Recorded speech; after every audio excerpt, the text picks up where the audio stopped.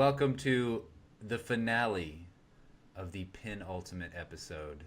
No, No, penultimate no. season of Game Oh, of okay. Thrones. Okay, good. Oh, yeah, because you hadn't used that much. I have not gotten to use the word penultimate. I forgot about it last week. We were, Hmm. recapping episode 6, which was the penultimate episode. But I I tried think to it, make sure and not remind you. yeah, I know you were like, don't say it, please. Don't remind him, because it's his stupid favorite word. Uh-huh. Yeah, it is my favorite word for some reason, and I think it threw me off last week because it was like episode 6, and what what season ends on episode 7? I It mean, it's just doesn't. It's ridiculous. either 6 or 8, Exactly. What is but this not 7 7. bullshit? I don't understand it. I don't like it.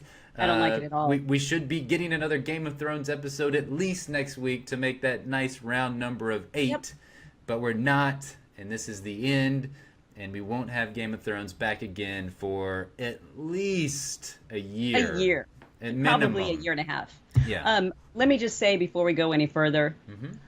the John and Danny fan art. Oh my God. It is fantastic. I wanted Oh, to. I got that recommended from I think one of our YouTubers or something. I think, and that is courtesy of Foxy Ant on DeviantArt. Foxy Ant. I Yes, of course. She is the foxiest of ants. not gonna lie, she's actually super foxy. Mm. Yeah, at least the profile picture that she has up, she's ginger. I'm just Uh, talking about. I'm talking about Danny. Oh, that is so perfect. That went over right over my head. It did go right over my head because the reason why it went right over my head is because when I put that up last week, I put this awesome fan art up, but I never mentioned it in our actual podcast because that was something we were going to start doing Yeah. every time we recapped an episode, not just for Game of Thrones, but whenever Fear and The Walking Dead kick back up, we want to put some fan art up there, and we want you guys to give us fan art if you make it, or if you have somebody that you Or you really steal it. like, or well, we don't want to steal it, but if there's somebody you really like and you want us to throw it up there. But I completely forgot to mention the person that did the fan art last week, and so whenever you're like, yeah, by Foxy Ant, it blew right by me. And you can go check out her work on DeviantArt. Yeah, just search for Foxy Ant, and yeah, you're right. It is such an awesome piece of fan art there. It's absolutely stunning. So yeah, it's the incest that we've been waiting for. I know. You know, when I started watching this show, had you asked me if I believed in incest, I would have said incest is horrible. Yeah, Seems like I root for it a lot. we do. But I saw the perfect meme on Yeah. Twitter, and it was I can't remember who it was, but actually I think I saved it.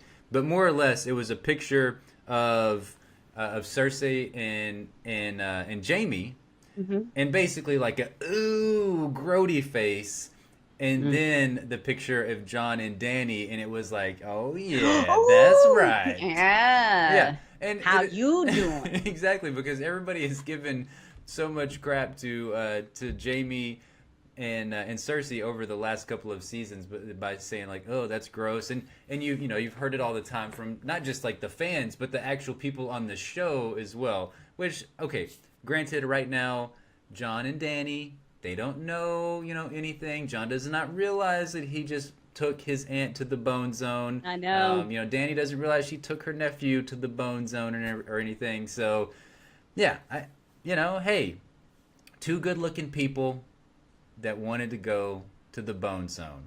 Yeah. How could that be wrong? How could it be wrong? I mean, they're gonna make beautiful, beautiful babies. Yeah, they are. I do want to have to, I want to say, and what we're going to do for this episode is going to be a little bit different than I think what we normally do. Yeah. I have like a crap ton of loves. I normally write down my loves and hates for each and every episode, but for this episode, I've got 24 loves on my list, and as I watched it again just now, I got another one that I was like, oh, add that to additional loves and everything. So what we're going to do is we're going to go through like each one of these loves and just kind of discuss this. It's more or less like scenes that I actually liked in the And episode. let me just say that Yep. about halfway through this Yeah. episode of us being on here, Mm-hmm. my internet will cut out. And I apologize in advance for the fact that my internet cutting out while Justin goes through 24 things that he loves about this episode. Her internet is cutting out / she falls asleep. I mean,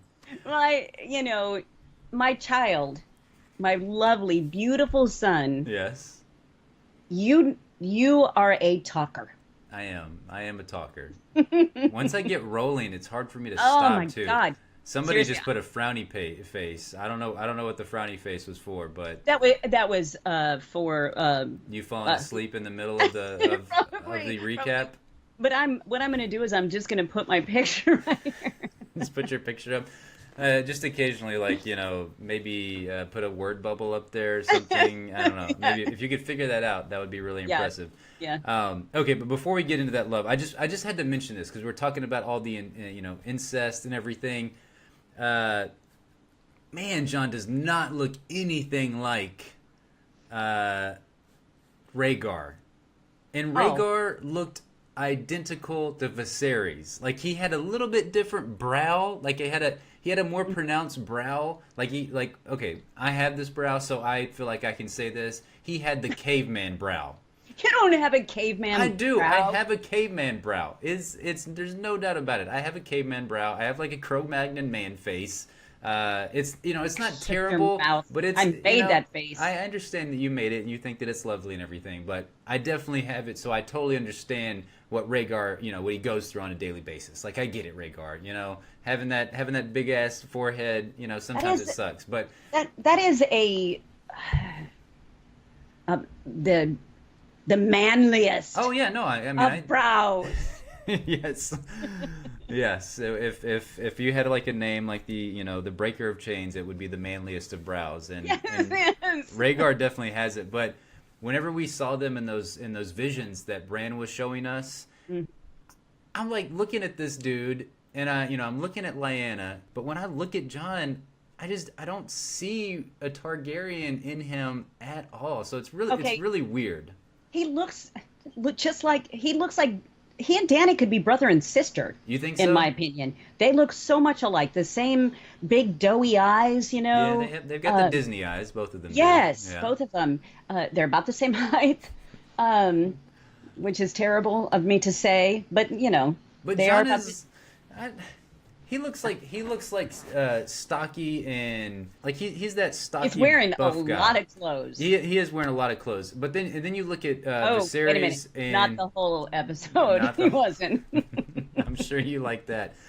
I do have a new screensaver, just FYI. Elizabeth, I have to say, because we're doing this live. If you're listening to this on demand on iTunes or your favorite podcast service or on YouTube, Elizabeth says Jon did not look good naked.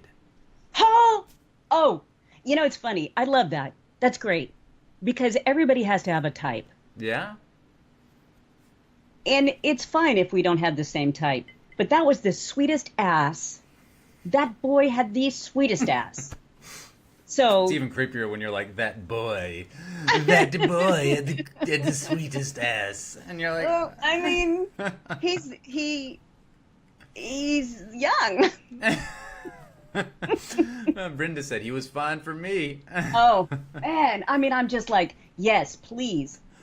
Oh, this is going to be even creepier for you, Justin. Okay, bring. I mean, this Okay. is why we have this podcast. Yeah, So, like, the exactly. moms out there can say all the creepy things they want about our TV show characters. Please get on top so I can see that sweet, sweet ass. That's what was that? What you were saying was that your like expert analysis during that scene? Like at first, they were kind of like he was a little bit on his. He was on his side, and you're like, Right. All right, we're gonna need you to turn over and get Roll, on top." Danny. Roll, Danny. Roll. Oh dear God, I dear know. God. Well, I mean, I'm glad that you enjoyed it. I did. He's got a good butt. There's no doubt about it. I I mean, thought so. Elizabeth. I have to disagree with you, like in the sense of I thought he looked like he'd been working that butt out That's what tremendously. He's been doing lots of squats. So many squats. Yeah, lots and lots of squats for sure. And yes, Elizabeth and Brian, Cersei was definitely sleeping with Loras. So she's she's got the double incest going on. She only seems to like Lannisters minus Tyrion. Like Tyrion's the only Lannister that she does not want to bed, I think, at this point. But so far. yeah, so far. Maybe she might be swayed next season, but I highly doubt it because it seems like she's getting rid of all of the Lannisters at this point, and she's hopping on a Greyjoy, I think, pretty soon. But I did want to point that out because I just did not feel like he looked like one of them at all. But it was very cool, I guess, to get further confirmation, and I guess like the final confirmation that Rhaegar plus Lyanna equals Jon, and he is truly a Targaryen, and he's the heir to the Iron Throne. And I know this will come up again later, but did this not seem weird that the three-eyed raven, Bran did not see that he wasn't a bastard? How did he miss that part of the story? I don't think that he missed it. I think it's something that he again, like with Sam coming in there, I think he has to get a clue to it, and then he can like pull that up, that vision, I guess. It is. Yeah. I mean, yes, we just kind of have to go along with it, but if he can see anything and everything, he can see the past, the present. I don't think he can see the future. He didn't say that. He said, I can see everything in the past. I can see what's happening right now. No, wait. I'm sorry. That was way too much emotion in my face. I see everything. He's pretty emotionless. He is pretty emotionless. So. The look on Sam's face, and I'm sorry if this is one of your likes. I'm so sorry. It is, but that's quite all right. Oh my God, the look on his face when he says, "I'm the three-eyed raven," and Sam's just. Oh, that's nice. Good. Good for you. Yeah. Yeah, no, it was great. Like the whole scene with Sam and Bran was great. I thought that was fantastic. I love the way everything about that. Even Bran, that whole scene was one of my loves. But even when Bran is talking about Jon's on his way with Dany, they're coming by boat, and then whenever Samwell says, "Did you see that in one of your visions?" and he pulls up the Raven scroll, and I know it was perfect. Like I think they've incorporated a lot more humor this season than ever before. Yes, they've taken away some of those like somber, dialogue heavy, intense moments, and they've definitely like given us a lot more humor in this season. So that is most definitely true. So, all right. So, do you want to get into my laundry list of loves? I know you do. And this is going to kind of go in chronological. Actually, it's going to go exactly in chronological order with the episode. I love it. That's the way my brain works. Well, that's good. That is not the way my brain works. No, it's not the way we usually do any of our podcasts as well. We haven't done that in a very long time, but I thought it could be kind of fun. I guess I didn't ask you like if you liked the episode, but do you want to get to that later? We can get to that later. Okay. All right. Cool. All right, so first thing out the gate, I have to ask you, because I have a series of 13 questions, and then all my loves as well. So, again, I have a lot of different stuff. Oh, damn. Yeah. Okay. I know, but we get through it, and then, there's lots of good stuff here, though. Okay. So the episode starts out, and I have to ask, how the hell did the Unsullied get to King's Landing? You and I talked about this part, too, because, I was in a group of mounted, horseback riders that we did all their synchronized stuff, they had to have practiced that a lot without killing all those Unsullied. So did they practice outside the gates of King's Landing before they said, okay, this is going to make a big splash? Yeah. And then the Unsullied, those dudes are just, I don't know. How did they get there so fast? I don't know. That whole the whole opening scene was a little bit weird for me. How it opened on the Unsullied outside of King's Landing, and then yes, like you're saying, the Dothraki running in right in the middle of them. That was not one of my loves. That was actually that's probably, if you want to classify it as a hate, it was a hate. It's not really a hate. It's just kind of weird. Again, with all like the fast forwarding of the story. Because the last time that we saw the Unsullied, they were at Casterly Rock, and Euron was blowing the crap out of all their ships. Right. And then it looks like the Unsullied has this huge army, and I just don't understand why they would do that. I get it. as far as the spectacle, it was fantastic. Like Yes. I loved seeing that outside of the gates of King's Landing. The fact that we've got Dany and she's like assembling all of her forces. She's getting the full weight of her name out there to show off to Cersei and the rest of everybody in King's Landing, to say like, hey, you don't want to double cross me here in this meeting because I have my entire army out here. And yeah, Brian is right, and they had no food as well, so that was just a little bit off to me. I get why they did that, but it was like one of those lost things of season 7 to me, where in past and previous seasons, I think they would explain. Yeah, they would have explained that a little bit, but they just kind of railroaded that, and they're just like, boom, they just magically transported over to King's Landing from Casterly Rock. So yeah, that was just a question I had, like, how the hell did they get there? But it was badass seeing them in the Dothraki outside of King's Landing. Okay, my number one love. The Dothraki and all of the Unsullied led to Bronn and Jaime talking about fighting when they don't have a cock. So I thought that was a fantastic scene.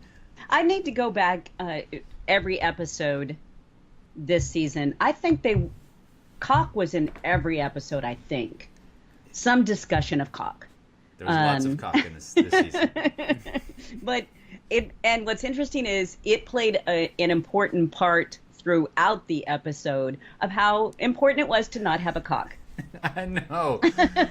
Oh my God. Yeah, that was like the weirdest thing too. Was all of the Theon stuff. That was a love for me as well. But was it? It was. It was not a love for me. It was no. What it was. It wasn't a love for me, but it was something that I really thoroughly enjoyed. Seeing Theon kind of have that like redemption moment.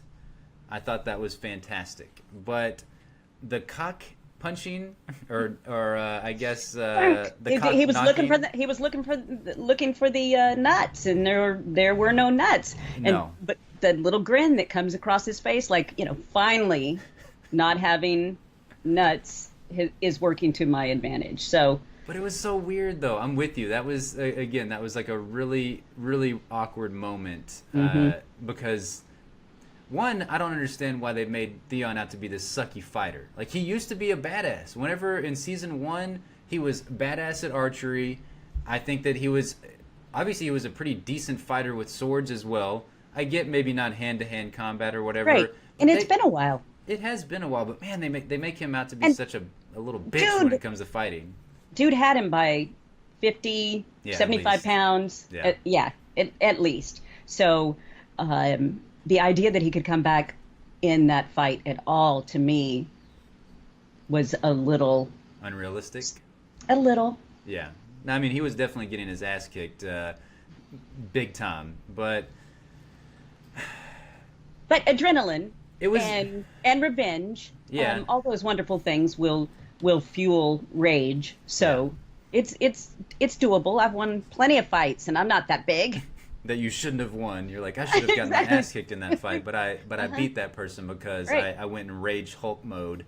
Yeah. Yeah, and I mean Theon, I guess, did that, but it was just a little bit goofy. I'm like, come on. It wasn't until he got kicked in the vagina that he really went rage. Yeah, and they had to do it like 3 or 4 times. I was like, it was 3 kicks. I was like, come on, D&D. Come on.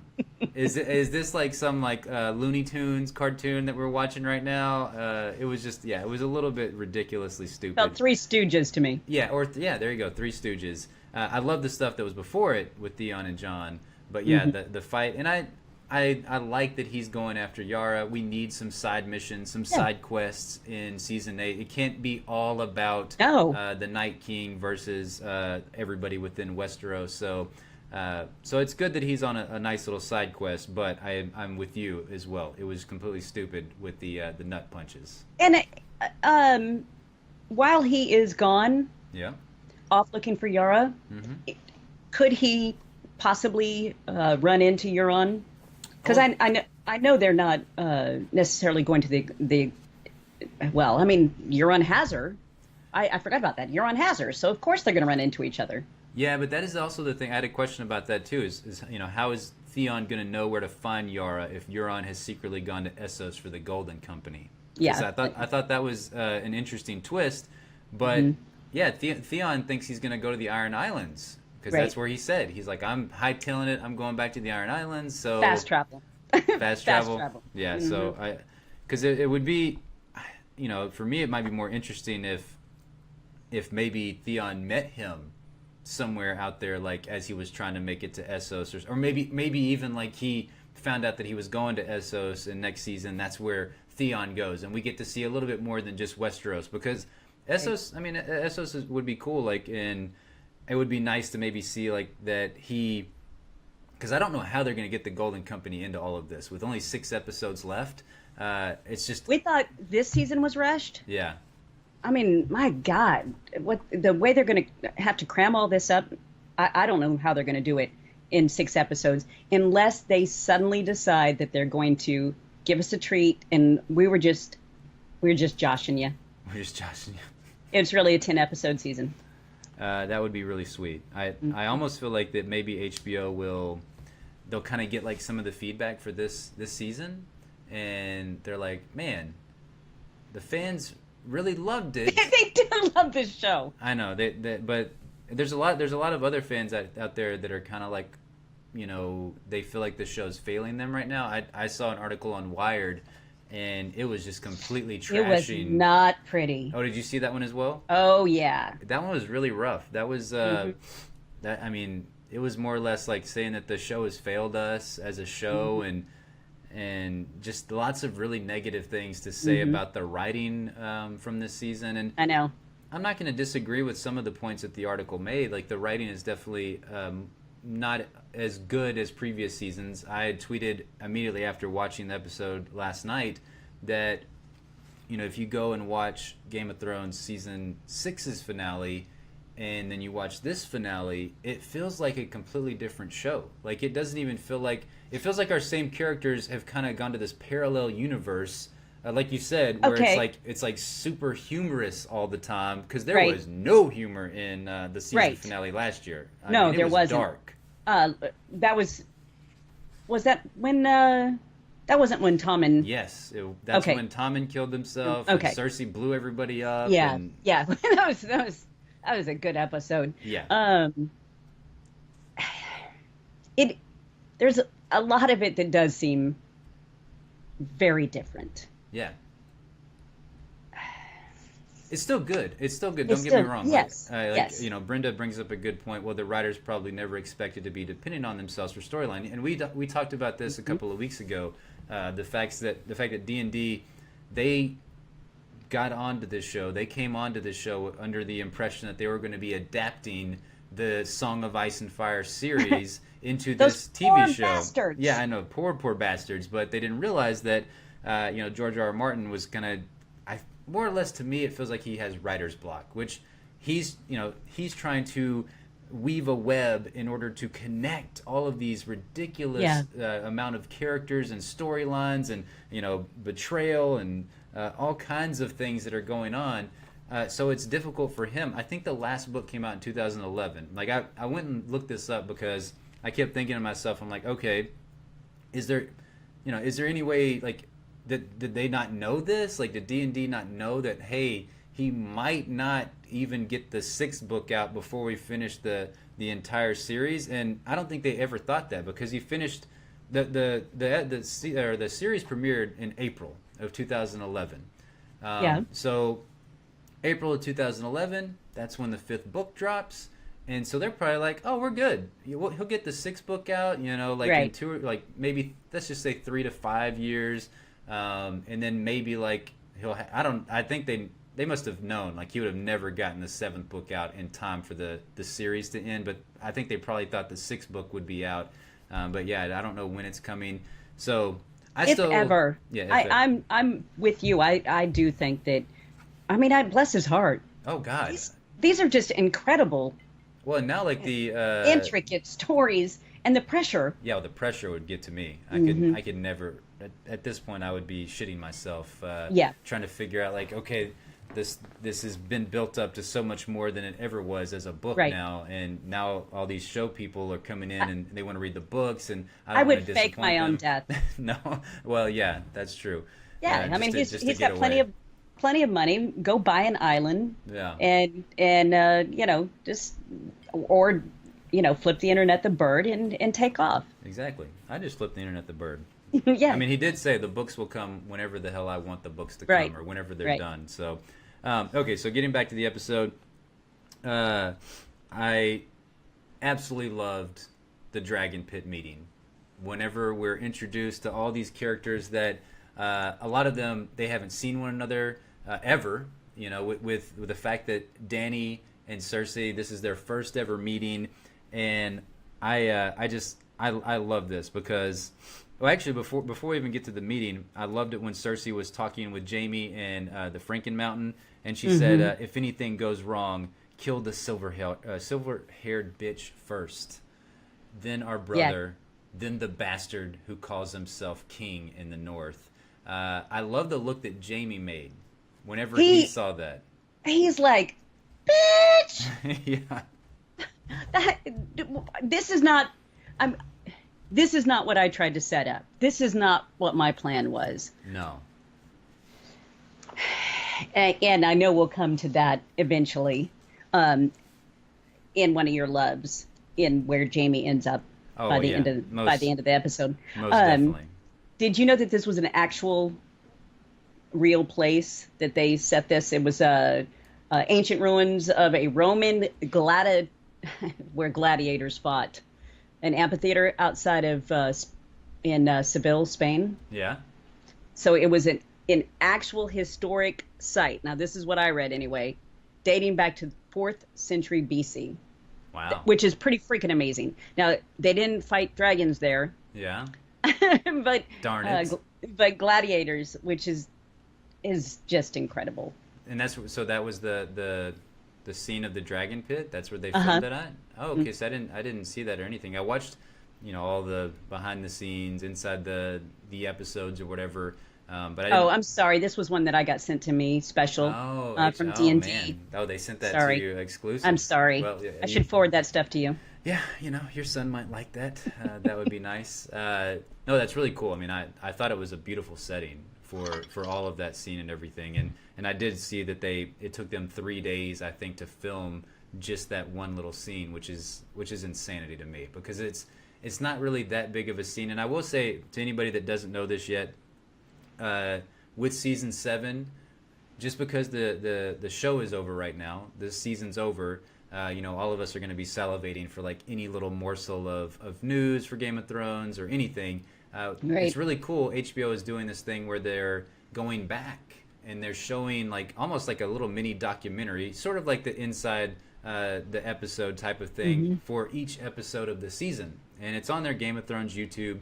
And right now they've got the one up for season 7, episode 1, and it's really fantastic. Like you can go back and watch those. They just kind of take a little bit more of a deep dive into the episodes, and they talk about how they love that stuff. Oh, it's fantastic. And they were talking about Dragonstone because you're saying, like the Dragon Pit and how amazing that scene was, and just like where they filmed at the location.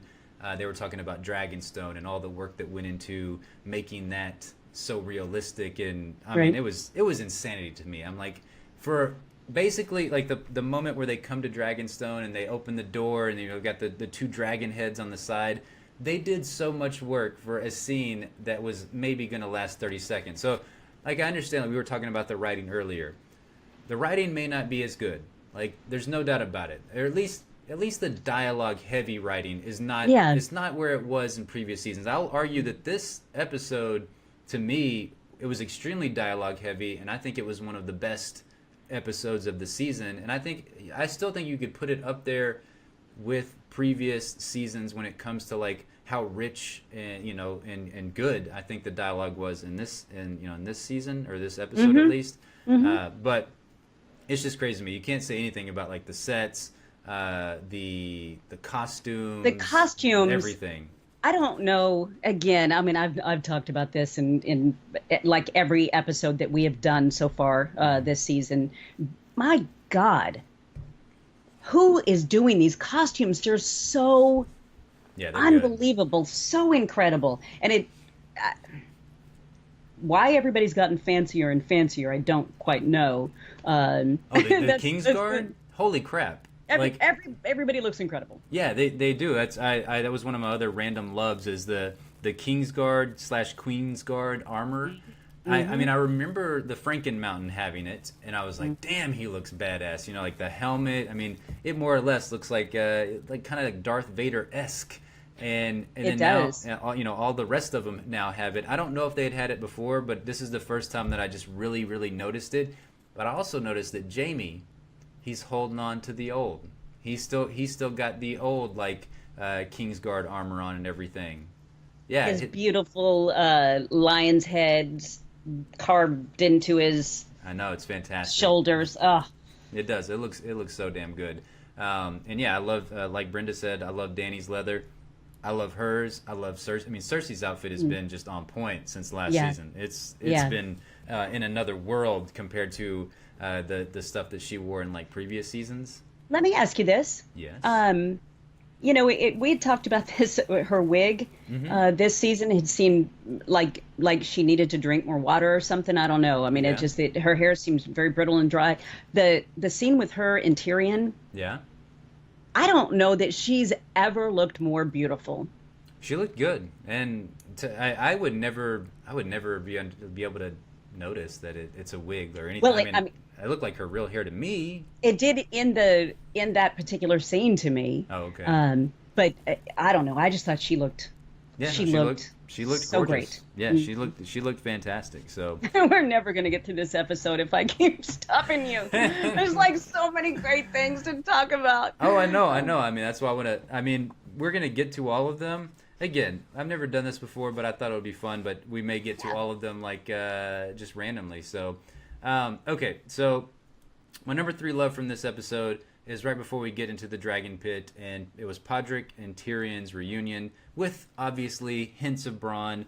I love that so much. I loved that you know they were kind of reminiscing and talking about it's good to see you, great to see you, and of course Tyrion's like, I'm sorry that I'm here with the enemy, and I love when Bronn said you can suck his magic cock later on. Come on, I know. My more God. cock talk. Okay, so again, Bronn and his cock. Yes, he's all about it. He's all about the cock. Yeah. I think he may eventually he may come out as gay You before think it's so? all over. I mean, he definitely turned that one chick down. I can't remember what her name was. I mean, he never really wanted her, but she wasn't that bad looking. But he made it out like she was like the homeliest chick he'd ever seen. So Which I don't remember him ever turning down a woman. yeah, he had a castle that he was supposed to get in like season. It was after basically the Blackwater. You know, once he became Sir Bronn of the Blackwater, and yeah, he was. Oh, yeah. Yeah. The one that he was supposed to marry, right? Yeah, and, And- and Jamie came in and was like, "I've Yeah. got a mission for you, and I'll get you a bigger castle and a better, a better Right. woman." And Right. he said, "Deuces." He peaced out. You know what I remember the most about that What's that? was Jamie's jacket. Oh, I know you love that jacket. You His freaking jacket. love that jacket. It's like that was like your favorite thing. I think from the entire like series of Game of Thrones. So That jacket. it was a fantastic jacket.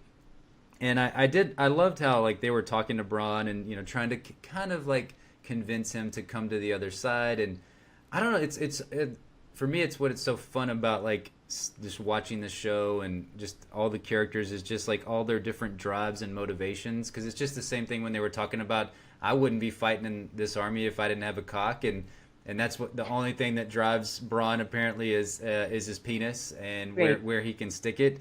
Right. So I thought that was great, and I loved how the back and forth, because Bronn's basically saying, well, hey, I got 2 traitor heads now, and Cersei can lop both of them off whenever sees fit. She gets tired of whatever words are coming out of your pie holes. So I thought that was fantastic, and just everything leading up to the Dragon Pit. Whenever we see the Hound and Brienne's reunion, I thought that was fantastic. Whenever the Hound says, "You came pretty close," talking about that he almost died at the hands of Brienne. Yeah, right. I thought that was really great. It was just That's what's It, so it good about this episode to me, at least leading up to that dragon pit scene. I think mostly it seems like that this for the entire season, everybody's reunion that they've had Mm-hmm. have they've been very friendly, even though they were mortal enemies before. And I don't feel like I would be that great. You wouldn't be that down with that, right? Mm. Yeah, it's very convenient. Hmm. There's no doubt about that. I mean, the Hound has been a cantankerous asshole the entire time that we've Always. known him. I mean, Hmm. he gutted the butcher's boy Right. just because Joffrey told him to, but he seemed to like. It wasn't that he took pleasure in it, but he didn't. He wasn't sad about it whenever he Right. did it Hmm. back in season one and everything, and because that was another weird thing to me. The Hound and the Mountains reunion, the fact that the Hound just like goes up in front of everybody and he calls them out and he's like, "You know what's coming for you, brother." And it felt like he was like getting ready for like wrestling, or I felt like I was Yes. about to watch Mayweather It was versus McGregor or something like that. right. But it was the pregame stuff, that they Yeah. do for a month in To advance. sell the fight, exactly. Right. Yeah. But So did it fit with the character of the Hound? He's typically no, like he doesn't he doesn't say anything. No, that was always what was so great about him, because basically all he said was cunt, like Yes. you stupid cunt. You And bald cunt. yeah, and that was really it. And he didn't need to say anything. He was just like this big old grouch. He was more or less Oscar the Grouch in giant form, and that's why we loved him because of that. And I still do love him, but he's definitely Right. a talker now. I mean, I think he might be able to challenge me at He this point for talking ability. Maybe. He's also turned into a teddy bear because his whole thing with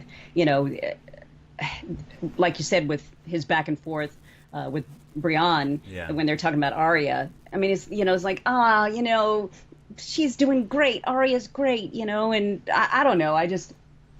Well, he loved Arya. He did love her. I think he loved Sansa as well. Like, I think for him, right? It's all about protecting these kids, because there was nobody. Innocence. Well, and there was nobody there to protect him when he Right. was just an innocent little boy. So, like, I totally get that. Once you turn whatever age, let's just say 16 or so, then you're just a cunt, and he can Yes. kill you if you backtalk him. But if you're younger than that, then you're Yeah. like, oh, you're so sweet and innocent. He won't Right. he won't stab you or chop your head off. Exactly. But I am excited. We've got to get Clegane Bowl next season. I feel like that's along with Theon's little side quest. I feel like at some point down the road we've got to see that happen. So I'm excited for it. I can't wait to see it. And it, even though it was a little bit weird for the Hound to me to show off as much bravado as he did right in front of everybody, I still liked it. I still enjoyed it. So and then we get to the grand entrance of the mall. Dany's entrance on top of Drogon into the dragon pit. Yeah. But what I liked even more was Cersei's reaction. Exactly. That was fantastic. I loved that she made her wait. She Oh, made yeah. Cersei wait, and Cersei's pissed. Yeah, Cersei was just put out. But it was great though how you see this dragon. This is the first time that Cersei's seen a dragon. I get, they almost act like they've got Facebook or something in Westeros, because they act like they're just like Dany's off snapping pictures all the time of their dragons, and she's already seen how like ginormous and this just how epically badass these dragons are, because she's not fazed by it one bit. I would be shitting my pants. I think Yep. everybody there. I mean, we already know Jaime shit his pants whenever he saw Yes. the dragons for the first time. So did Bronn. Right, and John, Tyrion did. Sir Davos, they all hit the ground. Yeah. But Cersei's she's got that. She's so cold. I love her. Yeah, she's great. I can't help it. I know it's hard not to love her and everything. She is She's a badass, and I do love that she just didn't flinch, didn't do anything. She's just like, we've been waiting for some time, bitch. Yeah. And that was fabulous, and it was perfect Cersei. The fact that she didn't flinch or anything. So we finally got to the white heist, and we get the white there and everything. What did you think about that? Did you ever imagine that Game of Thrones would just turn into like a zombie show? I I kind of hate it. Yeah. I didn't love that. I don't. It was weird because my first reaction was I don't want my worlds colliding with my Game of Thrones and my Walking Dead. I want them to be different. Yeah. So it was a little too Walking Dead for me. Just the way it, the growl, that part bothered me. These walkers are scarier though. Yeah. Oh God, they're fast. Yeah. Terrifying. These are like World War Z walkers almost. Yeah. Not quite as fast, I don't think. Maybe, I don't know. That Well, dude looked like he came that out one like was. yeah, he came out sprinting. But when you see the army of them, they're slow as dirt. Yeah, Those dudes are slow. Did you think that someone had gone in because the Hound had said if anybody touches what's in this box, I'll kill you first, and oh, I did. I thought somebody had got in there and taken it away and or killed something. it. Yeah. Mhm. Oh, that's because when he had touched the box before, yeah. I mean, immediately that thing goes ape shit, and it was just super quiet. Opens up the box, nothing's happening. So I thought, oh man, where are they going to go from here? Yeah, that would have been crazy, but again, that was just some audience manipulation there. Yes. So, but I thought the same thing the first time I watched it. I was just like, those sons of bitches. Because one, I was like, why the hell are you leaving? You guys went all the way to the north and fought the Night King and the Whites and the White Walkers, and this you dumbass, almost died. This dumbass is gonna leave it right outside the gate. Like we finally get there. Nah, I'm good. Let's just leave it by the boat. I'll go. Don't you touch it. Yeah, and he had a freaking whatever, like a wheelbarrow thing that he was wheeling it around, and then he's like, "No, I gotta put it on my back. Gotta drag this thing in there." Like, what the hell was that? That was so stupid. Like, I didn't get that at all. Like, they could. Those are one of those writing things. Like, why do that? That just seems like more work to do. Like, we get it. The Hound's a badass. He's a hoss. He's awesome. He can kick some ass. Why do you have to do that? Like, who wrote that? Like that. Where's that writing part at? Like, where you've got it, you want to leave it there. Maybe because let's leave it at the gate. Maybe it was because of the fact that like when we saw it in the boat, it was going bananas and everything, and they wanted to hold the suspense as far as like for Cersei, not for us as the viewers or anything. But yeah, I think everybody agree with you. Like Brian said, I was worried if it died again and a limp skeleton fell out of the box. So what does that prove? Yeah. Yeah, I know. It was it was a tense moment there. I thought, oh shit. Yep. Not that it really worked anyway, but I absolutely loved my favorite moment of the whole White getting out of the box and scaring Cersei. That was a great moment that it actually scared Cersei. But I love the fact that Qyburn got such a throner boner for that freaking White. I mean, he was in love basically. Yeah. He's just everything about him is creepy. I don't even like the clothes he wears. Those not like girly looking blouses? Yeah, I mean the dude is so creepy. But I guess that's what makes him work. But yeah, I mean he's like, oh, let me have this and let me tear it apart and see what I can do with it. Yeah, he's an interesting character to me, and it's again, so like this is my fan fiction version where I say that like Qyburn and Cersei join the Night King and work together to try and take out all the rest of the Westerosi heroes and everything. That's like going through my mind whenever Qyburn sees this and he's enamored with it and everything. And I'm thinking, Cersei's crazy. Like, does the Night King talk? Like, could they have a conversation? And she's like, well, you know what? If you'll just give me King's Landing, and I guess Highgarden, because that's where all the the good grains and everything. That's like the fertile soils. Right. You know, you Great. just give me these two, you can have everybody else. I don't give two craps. So hopefully that never happens. Please I don't God, think please it. God, D&D, don't introduce that into the show. But that's where my mind went during that whole scene. But so I had a question out of this. Hmm. So did Cersei know what they were going to show at the Dragon Pit? Yeah, Do you think that she knew, like, because she they knew? told her. No, but nobody. Well, did they tell her Yeah, before? Did Tyrion say, like, we want to show you basically what's? yeah. Oh well, I don't remember. yeah. He just said. I thought that they just were like, I have something to show you, or we want you. All I remember Hmm. them saying was, we want to come to a truce and let's have a meeting to discuss it. I don't ever No, remember no, them no, no. saying. They did. They said that that that they were going to bring proof. Is that what they did? I'm I'm I can't almost remember. positive I, because otherwise, why would she show up? She wouldn't show up. well, it was I mean, other than to get Danny there. yeah, well, yeah, that's what was confusing to me because it was crazy. Like, how else would she have instructed Euron to do what he did? Yeah. And the Yeah. fact that Euron got up like that, I mean, that did not seem like she would have known that. I mean, how would she have known, like, oh my God, this crazy ass dead person is going to come out of this box and try Oh, to kill me, and that's going to lead to Euron saying, that's the scariest stuff I've ever seen. I've seen everything, like, all over yeah. the world, but that's the first thing that's ever scared me, and then That's that's a when he really bails. that's a really good point Yeah, because obviously they made the plan in advance, yeah. but how would he have known to? To get up at that But moment, or maybe it was yeah, just any moment, I guess. get up and say you're scared shitless. I Yeah, don't know. I don't know. That's a little bit weird to me. And again, like, Qyburn has all the birds. Yeah. Like, he has all the birds, the whispers, whatever you Hmm. wanna, whatever they are right now at this point.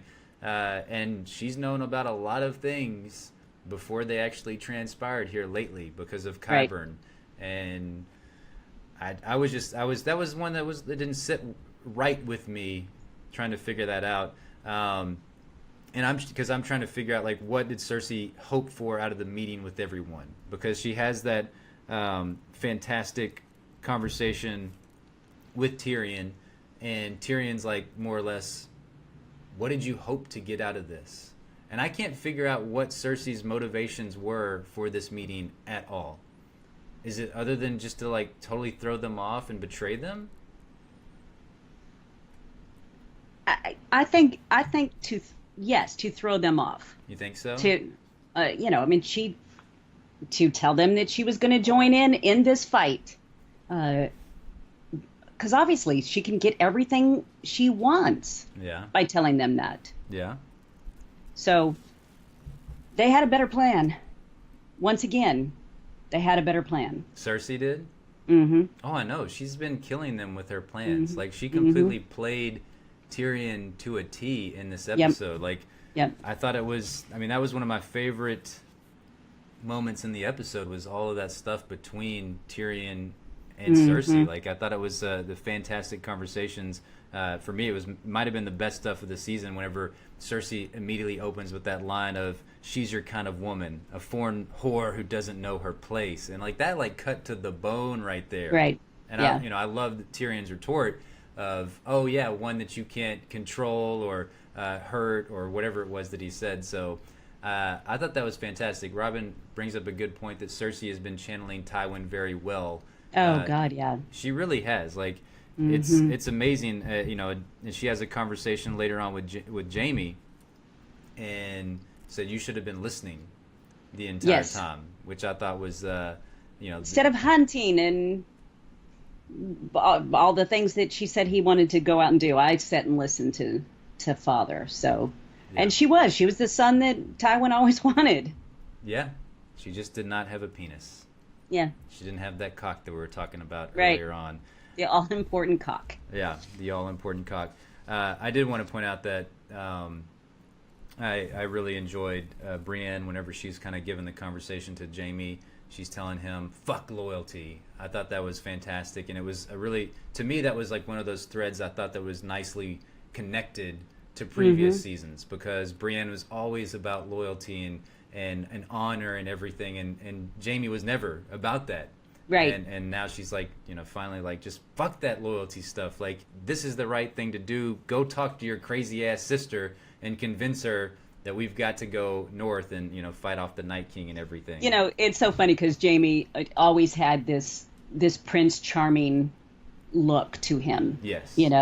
And he was the opposite of Prince Charming, but he's finally worked his way around to it.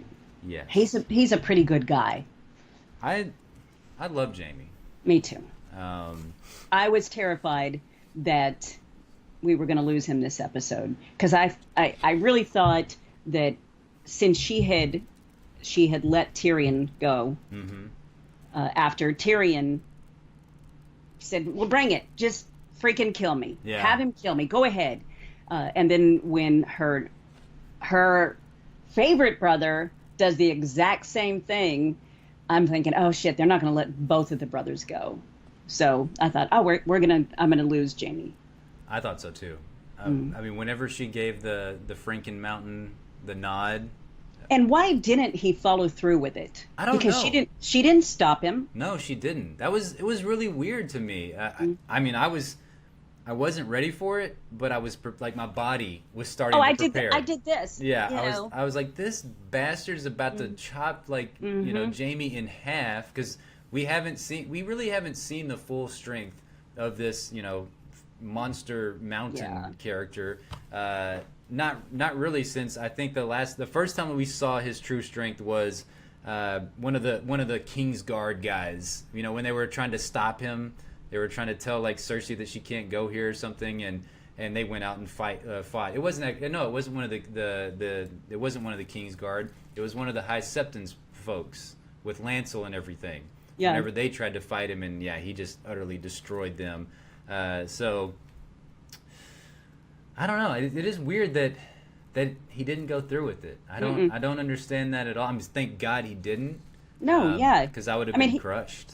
He gave Cersei the puppy dog eyes that, like, I can't believe you're going to do this. And but it was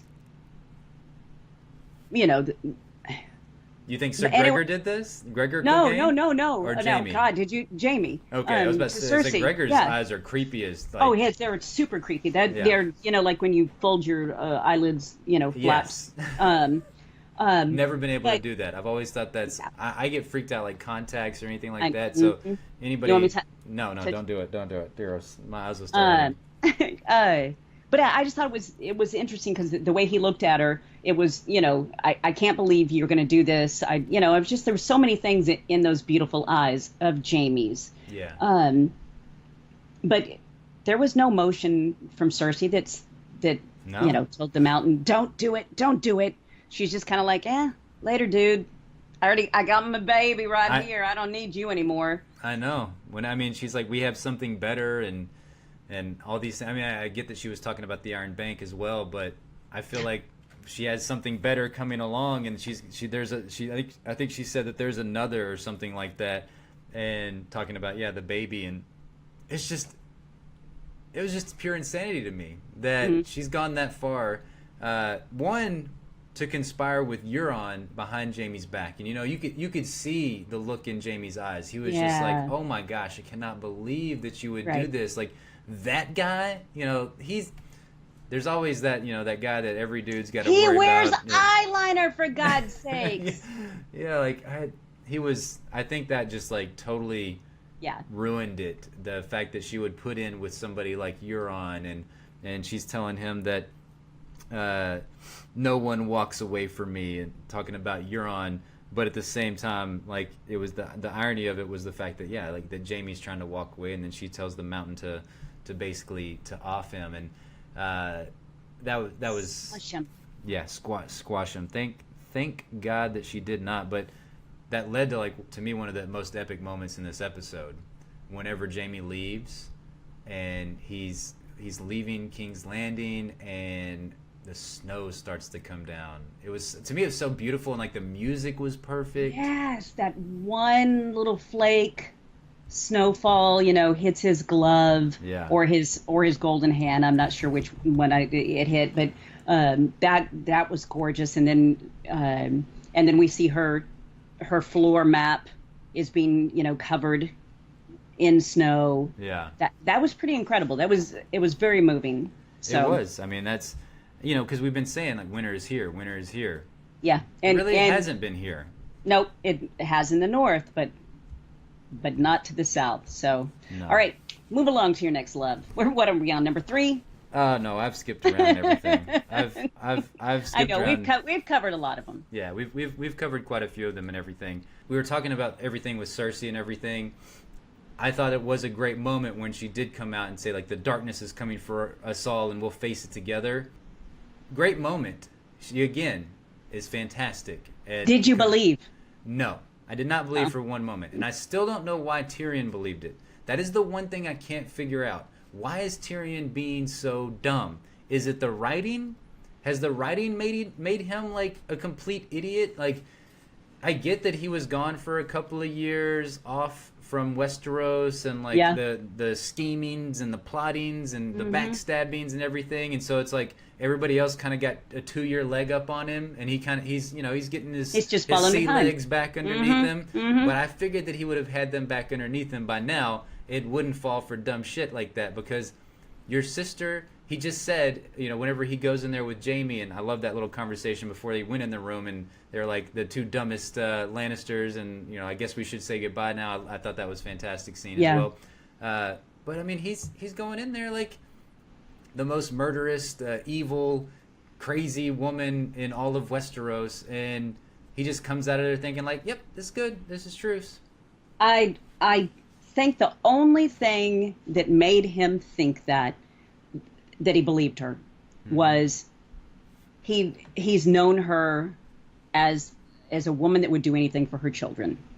Yeah. And when he discovers that she's pregnant, or at least he thinks she is, because she did conveniently grab her stomach. I know, she's like, ugh. My baby belly. She's like, hey, look at this. I think he thinks, okay, this would be the thing that would make it where it would actually be true. That she doesn't want the world to end. She doesn't want the bad things, the monsters to come get them. Yeah. So that would be the only thing. Because you're right, Tyrion is one of the smartest characters on the show, and he hasn't been super brilliant.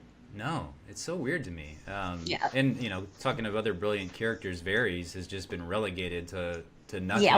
I mean, What has he done? I feel like the one line that he's gotten all season was the line that he delivered in this episode, talking to Bronn about how much is that worth now. Like, I was like, really? That's all Varys gets? I mean, this was. I don't even remember him saying that. Yeah, it was while they were walking to the Dragon Pit, and when you get Podrick and Bronn and them talking with one another with Tyrion, he was like he was walking behind them, and I'm like, damn.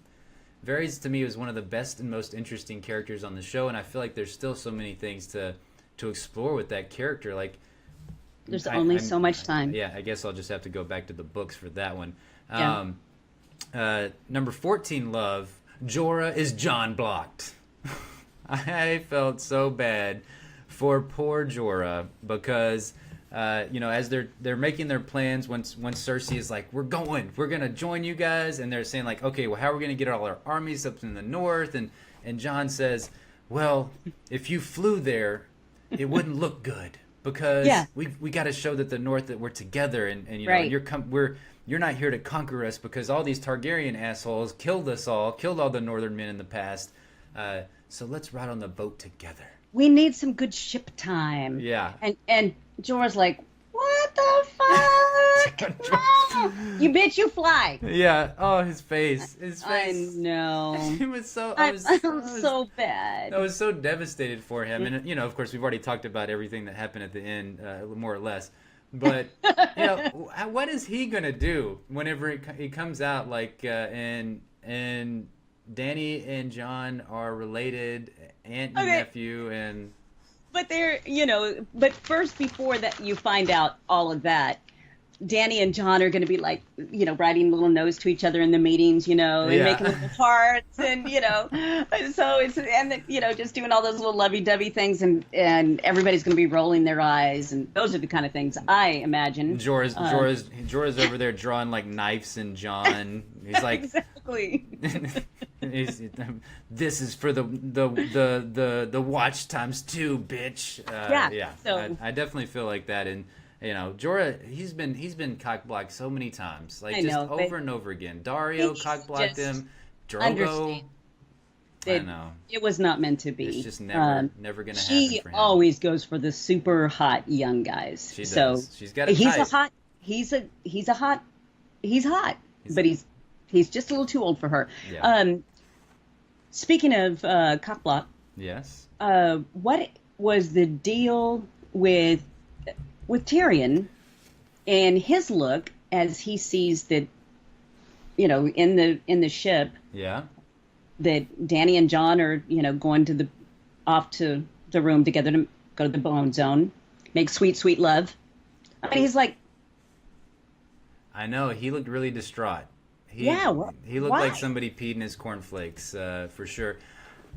I don't know. I mean, obviously I don't know at this point, but as far as speculation, number one speculation is that he has fallen in love with Dany as well. Everybody loves her. I know. Everybody seems to be falling for Dany. So that's the obvious one. You have the same problem. So you do? You falling for Dany as well? No, that's not what I meant. Oh, okay. Well, laugh at my joke. Otherwise, it makes my joke really look lame. That everybody falls in love with me. Oh, that's what you said. Okay.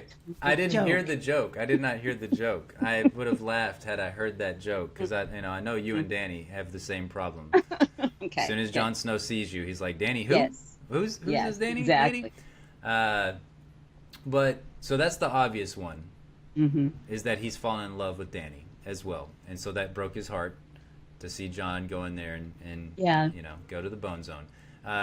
The second one that might not be true, but he could have done something with Cersei, because we didn't see the conclusion of that conversation. Right. We saw basically the fact that she, he's like, "You're pregnant, aren't you?" And then it more or less cut off. And that was it. And then Cersei's now all of a sudden completely on board. During that whole conversation, Tyrion is saying, like, I don't want to destroy my family. I don't want to kill all my family. And his love for Myrcella and Tommen, and that he did feel guilt for their death because of what Cersei was saying. The fact that once he put that arrow in Tywin, it more or less doomed Tommen, Myrcella, Cersei, and Jaime, because the vultures came out and everything. Right. So I know that he obviously feels some guilt for that. And I would be devastated if Tyrion ended up like throwing in his lot with Cersei. But that's the only other explanation that I could have at this point was, he liked Jon and he likes Dany, so I don't know why he would be. Why would he be upset about that? Yeah, I don't. That's a tough one. Other than like the obvious one is just that he's in love with her. Like, yeah, I feel like that's the only logical explanation, because even if he threw in his lot with Cersei, there would be no reason for him to be sending those weird looks towards Jon and Dany together. Yeah, I agree. Brenda brought up a good point. I think he's concerned about how Dany will keep her rule if she is distracted by Jon. Right. Yeah, I completely agree with that as well. Because, this is so horrible. But Tyrion has seen Jon's butt. When did from see his that? perspective. Oh, okay. He just follows right behind it. It's like right behind it. Mm-hmm. So he's like, oh man, she's going to be distracted. Yeah. Distracted. She's just going to be thinking about buns all day. Yeah. We can't be having that. We've got to take care of this Night King. We've got to take care of Cersei. We've got all this crazy stuff. Yeah, Brian said maybe Tyrion's worried Dany will start listening to Jon's advice more than his. Right. Yeah, I think it's both of those as well. So yeah, you could, for sure. I didn't mention that, but yes, I think that is definitely. I think that's the most logical argument. Yeah, I don't think that he's in love with her. I don't think he is either. I mean, that's not his kind of girl. No, I don't think so either. But it was weird. It was a very interesting scene that they showed that at the end. But I don't know. I'll be curious to find out. Hopefully, that will not be a plot point that will not be explored, because I feel like we're kind of getting some of those lately. Like we talked about up front at the beginning of the podcast with the Unsullied and not exploring how they got there, and just like there's like a lot of little things like why are they not exploring some of these things in a little bit more detail, right?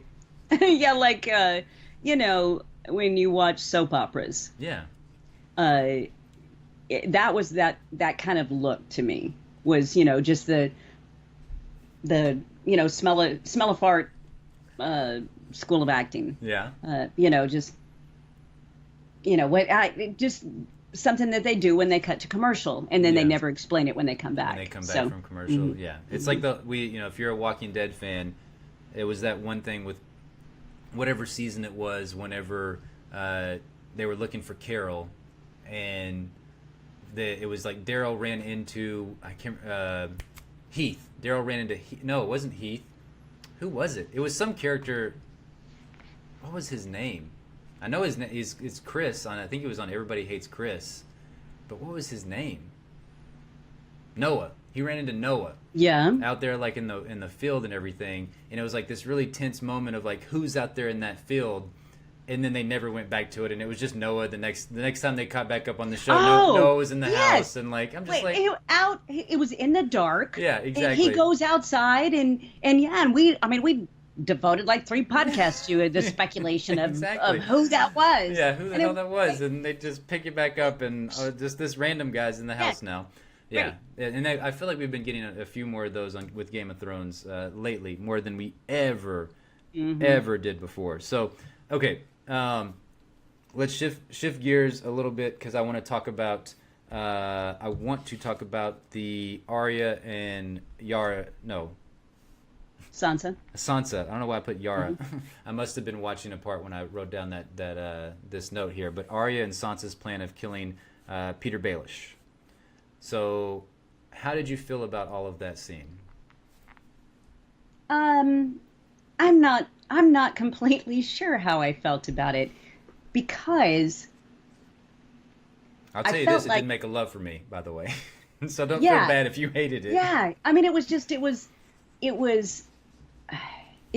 they manipulated us so much. Now, I was glad that it didn't happen the way it appeared to be happening, that Sansa was actually going to bring Arya in, and you have committed murder and treason, and and we're what? And I thought with Bran sitting there, I really couldn't understand why Bran would be in on that meeting, but it wasn't my favorite. No, but I was glad that the Stark girls are not at each other's throats, that they're not plotting against each other. So, But I just don't get it at all. Like this is the worst thing. And I know I've already bitched about this. I bitched about it last week, I think. Bitch away, man. Bitch away. Yeah. Well, all of this has definitely been audience manipulation. It's been manufactured drama. Yep. To get us to this point. The whole Arya and Sansa hating each other, thinking that Arya's going to kill Sansa, that Sansa's going to have to use Brienne to kill Arya. Like, it made 0 sense. It would have made sense to me, but it didn't. There was lots of reasons to kill Littlefinger. Yeah. Lots of reasons. You didn't have to use this as a vehicle to murderize him. No. We all knew we were going to get to this point. Like, it was going to happen eventually. Like, if you've been watching the show, you pay any attention at all, like, we knew that Littlefinger at some point was going to have to die to the hands of a Stark because of the way that he manipulated and controlled and kicked this whole fight off, the whole, like, war between the Lannisters and the Starks. Like, he had to pay. And that was going to be fucking awesome. Right. Any way that it happened. Like, just the scene alone was going to be incredible. But, like, all the stuff leading up to that was just odd. It was terrible. It was so terrible to me. Like, we finally get Arya and Sansa back, and like I get that there would be a little bit of trepidation between Arya and Sansa. I understand that because the last time that Arya saw Sansa, she's up there with Joffrey and Cersei Right. and everything, and it would look a little bit off. But you saw she was devastated. She was bawling up there as Ned got killed and everything. Exactly. And Arya's a smart enough girl to know that, Sansa didn't have anything to do with that. And just because, she was in love with some boy, Yeah. yeah, it was just odd. Now, the reveal that everybody, all the Starks know the shit that he did Yeah. was great. That was fantastic. I was Yeah. so glad to have that out in the open. Mm-hmm. And the way he died, was okay. I thought it was fitting that she would Yes. slash his throat and he couldn't Right. talk, like, because that's Right. that's his That's his that's whole power. thing. Yeah, Mhm. he's a soothsayer and everything. But yeah, no, I'm with you. The scene, A++.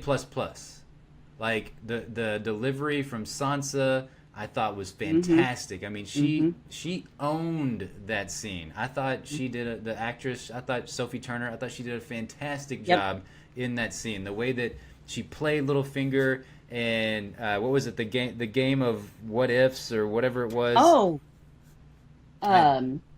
yes, but it was fantastic. What's the It was. worst or something like that? Yeah, I- game of what's the worst? Yeah, What's the worst that can happen? I Yeah. loved all of that. I thought that was so well played. I thought it again. We were everybody's kind of poo pooing on the writing, but I think that the dialogue in that was wonderful. I think Yeah. the actor that plays Peter Baelish, I thought he did an amazing job selling it. Like that.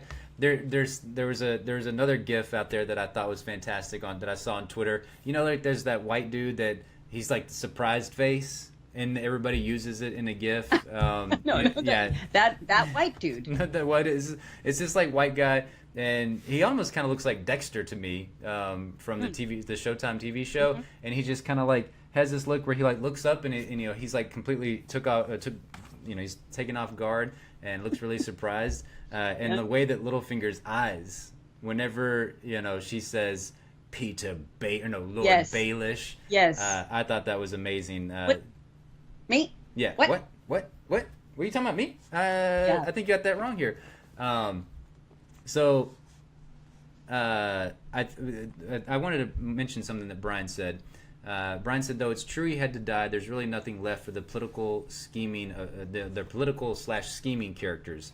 I agree with that. And then Robin said, that's what I was talking about with some friends of mine. Varys and Tyrion aren't as good of characters right now because what made them so great was all the game playing, and they don't have much to do Right. with that anymore. So I completely agree with that. I think Tyrion will be okay. Like Varys, I think he will be relegated to pretty much nothing next Yes. season. But we've seen Tyrion in battle before. He's not the most skilled, but he'll He does get all out right. there. He does okay. I don't know if you guys remember. I forget I think it was season 2. Was it season 1 or season 2? Whenever he completely bashed the crap out of that guy as he saved Catelyn Stark. Whenever Catelyn was taking him to the Vale to be punished. I think it was Right. actually after I think they were leaving. They were either getting there or leaving there. I can't remember. And he just smashed that guy with a rock in chains and everything. I was like, he can handle his own every once Exactly. in a while. But just to wrap up the fact that the Arya and Sansa stuff, why it was a hate for me, and I hate to like call foul on this, because a lot of the stuff that we saw with Littlefinger in the past, we never got to see the actual wheeling and dealing go down. We were just like, we had to take it at face value that he had set all these pieces up to happen. Like, Right. he'd put all the dominoes up, and we just saw basically them topple over. But we didn't get to see him placing the dominoes. We just got to see the end result. So it's weird for me to like really be annoyed with this Arya Sansa stuff. The fact that we didn't get the scene, like Robin said, that it felt like there was a scene missing that would have better explained all this stuff. Yes, the secret meeting. Yes. Now, but I think they probably filmed the scene, then maybe they decided not to include it because they wanted it to be a big twist for us. I'm sure that they wanted it to be a big twist. Mm-hmm. I think the reason why, like, for me, it doesn't work as well is just simply because, like, we know Littlefinger's that type of character, the scheming and the the backstabbing and all that thing, and for some reason it just didn't sit with me that way because it's not a typical behavior of Sansa and Arya that we've seen in the past. I mean, I know Sansa's learned a lot from Littlefinger, so I guess that's kind of what we have to take with this scene and everything. But I don't know. I think that's why I didn't like it ultimately. It's just because they had Bran the whole time, and I honestly think it would have worked just as well if all of a sudden they got Littlefinger in a room and Bran just started spouting out like, "You did it! You killed Ned! Get the And then just in the heat of the moment, just Arya just slashes his throat. Like, instead of it, I mean, because it was so planned. I mean, they had all their guards and dudes all in there. So that it was a little weird. Yeah. His begging was pretty interesting. Yeah. They're down on his knees and. But I love you. Yeah, I love you, Sansa. Don't do this to me. Yeah. So will Arya now wear his face? Will there be a reason for her to wear it next season? I think so. I think that's what comes out of it. I don't know if Arya is gonna. I would assume she would take part in the fight against the Night King, and she has one of the. She's got the cat's paw dagger, which is got dragon glass, I think, in it, right? Is that it? It's Valyrian steel. Excuse me, Valyrian steel. Mm-hmm. I get confused on my ways to kill the White Walkers and the Night King. It's Valyrian steel or dragon obsidian, basically. No, that's what I was thinking as well. Is she going to use Littlefinger's face now to go down south and kill Cersei? That's what I think is going to ultimately happen, and that's. We kept thinking that Jaime or Tyrion is going to kill her, but they're outie. I think in the books, I feel like Martin will more than likely use one of the Lannisters to kill Cersei. But I feel like in the TV show, where they go a little bit more for like spectacle and a little bit crazy stuff, I feel like that would be a crazy thing to see, like Littlefinger down there, similar. But I don't know would it work though, because we just saw that at the beginning of season 7, where Walder Frey, kills all the Freys and everybody. So would it work again? Like, would it be kind of? It worked for us that time. So it did. It did work, but would they go to that well again with Littlefinger's face? It makes sense, but I don't know how she's gonna have to work hard, because she chopped his neck all up, and that's like a big part of the masks a lot of the times, because when she pulls it up, she pulls from the neck up and everything. Well, he wears very collared shirts. That's true. This is very true. Good point. Just a little bit higher collar. Good point. And I will miss him. I will miss him too. He just didn't have much to do this season. He didn't have anything good to do this season. The skeevy looks that he gave, from the corner of the room was about it. So, I miss the old Littlefinger. So it was time for him to go. It was, but yeah, I just wish he would have gotten something a little bit better to do in season 7 before he went. I get all the lead up to it and build up, but that's the only really big complaint that I have with season 7 as a whole, is really that whole plot line. I thought it was kind of useless. Annoyed the pee out of me. Yeah, it definitely annoyed the pee out of me as well. All right, so my last love was I know, I'm so sorry, Mom, but I know you're about to pass out because it's getting past your bedtime.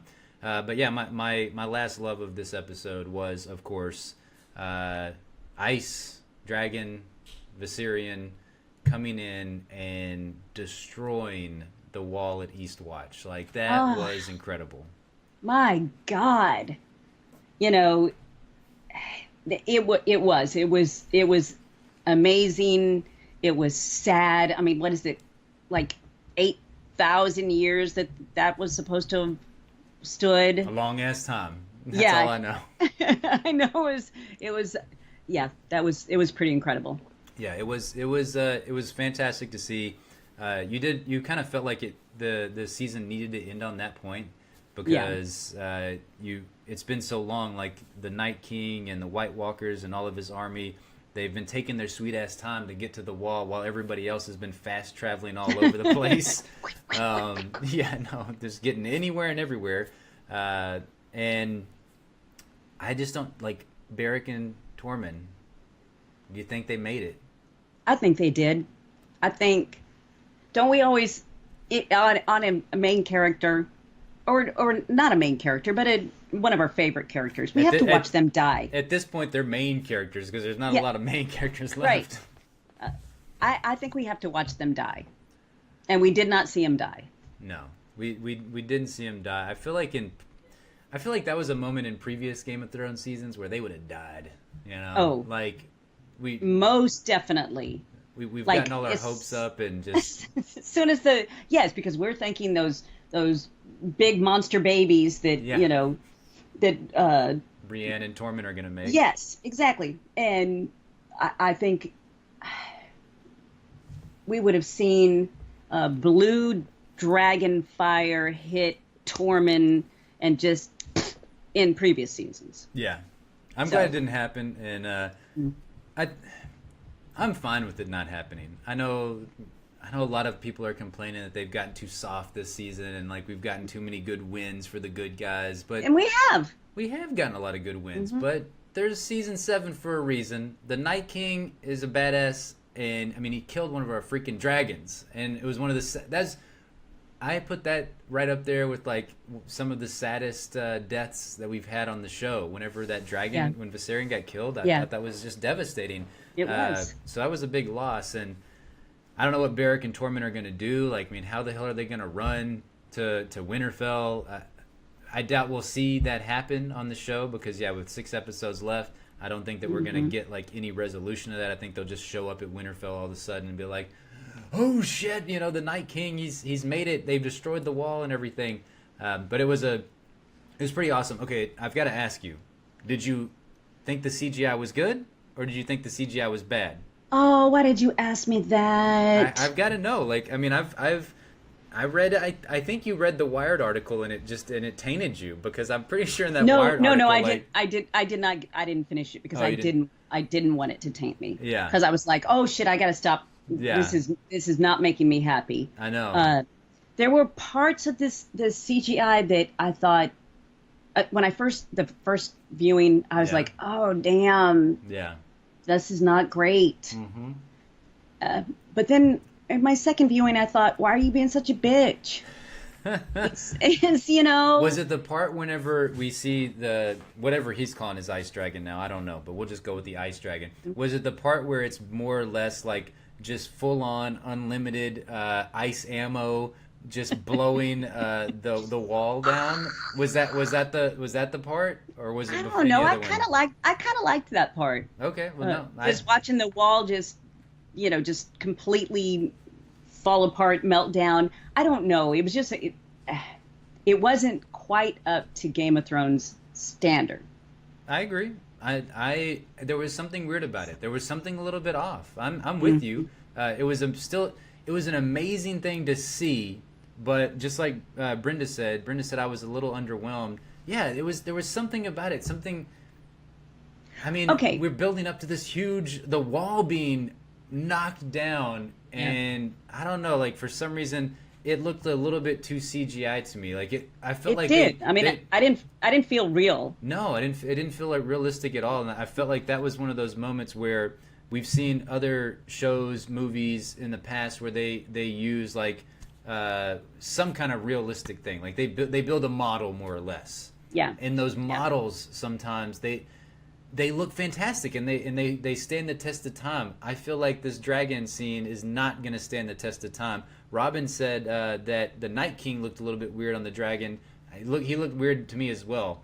I don't know what he looked badass. I'm not gonna lie. Like I was like, damn, this is gonna be the shit. Like the Night King is on top of this freaking dragon. Yeah. But it did look a little goofy. It looked like he's like, this is my first time riding this dragon, and I'm trying to look cool right now, but I'm not looking too cool right now. I mean, a little stiff. Yeah. Don't. Hey, you White Walkers down there, don't look. Don't look at me, damn it. It's like we have gone from having a show that was in HD to that scene was not HD. Yeah, that's true. Or I Or- don't know how many well, frames per second do you normally get? I don't know. I mean, you know, okay. You know what I'm trying to say, A better right? one, 4K to SD. There you go. So Yes, 4K to yes, SD. perfect. Yeah. Exactly. I agree with you. I completely agree with you. Brian brings up a good movie comparison. Day After Tomorrow-ish. 100% accurate on that, because there's You some know, scenes in Day After Tomorrow looked very similar to the CGI used in um, this. oh crap, what was one of those first zombie? It was funny because I thought of a movie reference immediately while I was watching it the first time, Yeah. and it was a bad B movie that I thought of. This is terrible. Please cut this out when we put this up on YouTube. Nope, not cutting anything out. Just going all up there. Yeah, I'm with you though, and I think everybody was in the moment. You're like, this is badass. But when you like really look at it and compare it to some of the other scenes on Game of Thrones, you're like, whoa, did they shoot their load and they didn't have enough budget to make it look quite as badass as it That should have was been? exactly it. They looked like they'd already shot their load. Yes, that's the one.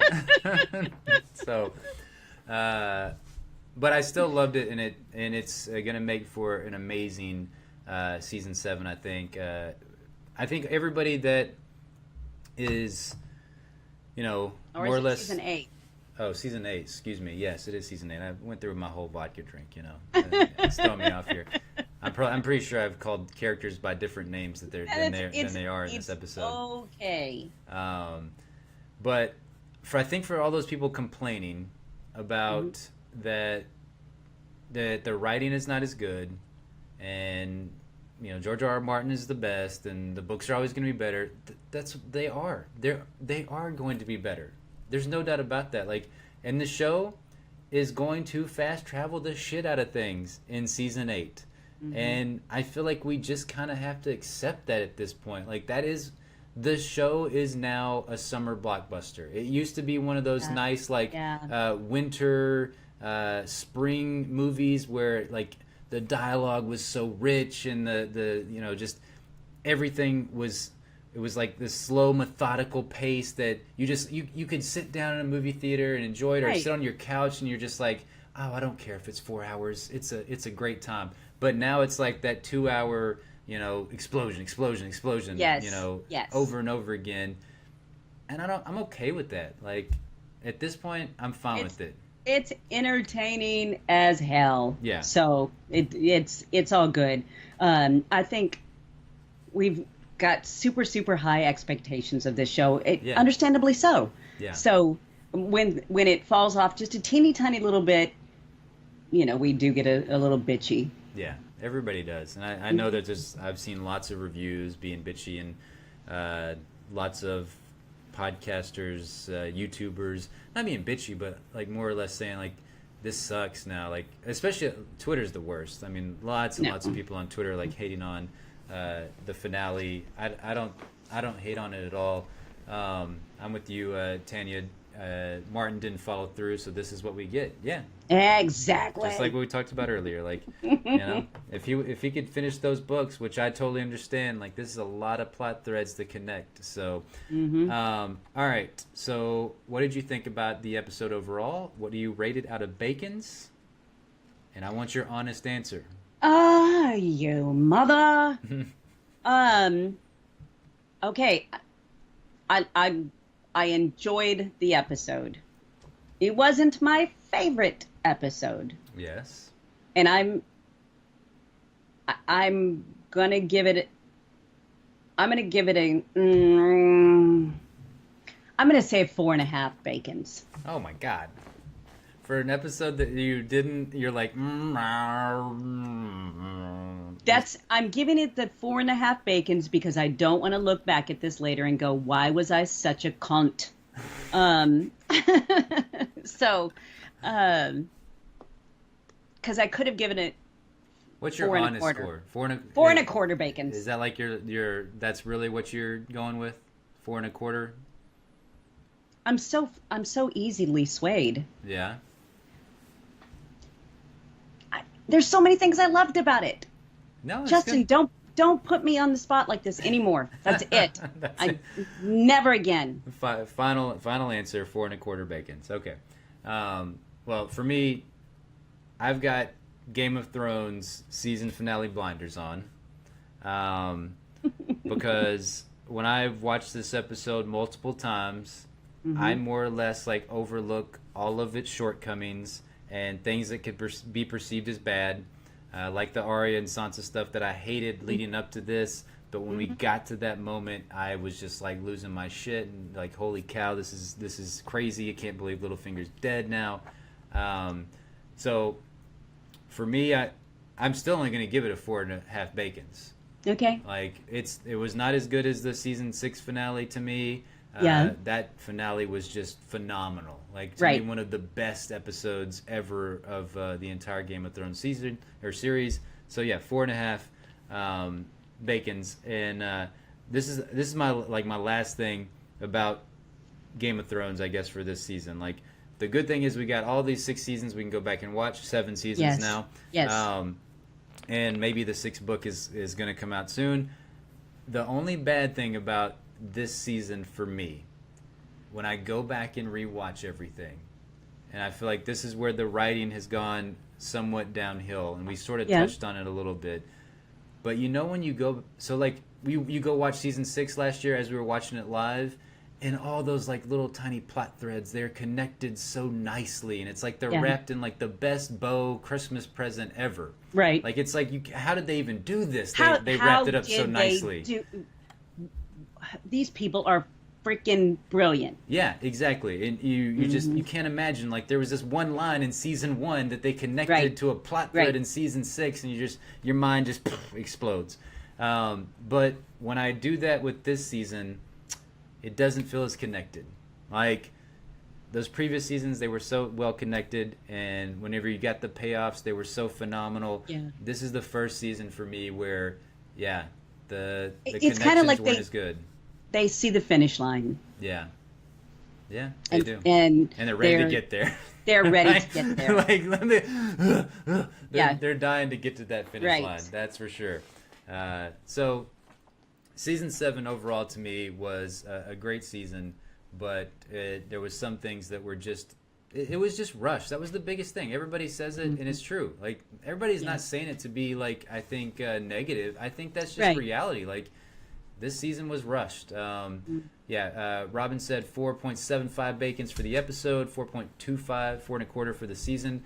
The season had some really great moments, but the writing is suffering from the rush job. But overall, still the best show on TV, in my opinion. Yes, Completely. that is. I'm in total agreement. It's the best show on TV, maybe ever. Yeah, I think maybe ever is. Easy to say. Like if anybody like looked at you wrong, like sideways for saying it's the best show ever, like they're stupid. Like come on. Then they haven't watched it. Yeah, they haven't watched it, or they're complete fuddy-dudders. So Brenda said 4 1/2 bacons. Brian said 4.8 bacons for when the snows fall and the white winds blow. The lone wolf dies, but the pack survives. Oh, scene. That was beautiful. It was that great. Was beautiful. Yes.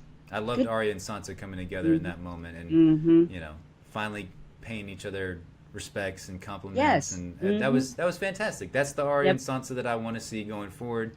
I want to see them together and everything. And it was really crazy. Just a side note. Yeah. I want to go back and watch that season 7 trailer now, because man, they really showed us a hell of a lot in that season 7 trailer of stuff that happened through, like in the finale, like because that for the snows fall and the white winds blow, the pack survives line.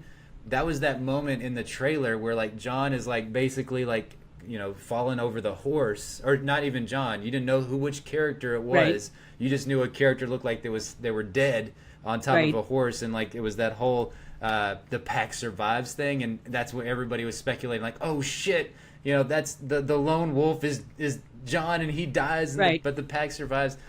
So they did a brilliant job with that trailer. Like, holy crap. Kudos to whoever did that trailer. Tanya said 4 1/4 bacons. and Brenda said she's ready for rewatch time. So Yes, yeah, and I'm ready to watch the thing you were talking about, the making of the episodes. Yeah. That I cannot wait to see. Oh my God, I eat up all the stuff that they put on YouTube, just Yeah. all the outtakes, and so that it's all so great. Yeah, So that stuff is fantastic. It's really crazy to get insights into the fantastically great links that they go to make this show look as badass as it does, because it does. It looks phenomenal.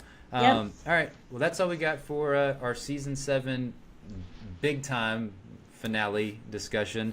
I wanted to also say thank you to especially to Robin, Lizzie, Sue Ellen, and Laura.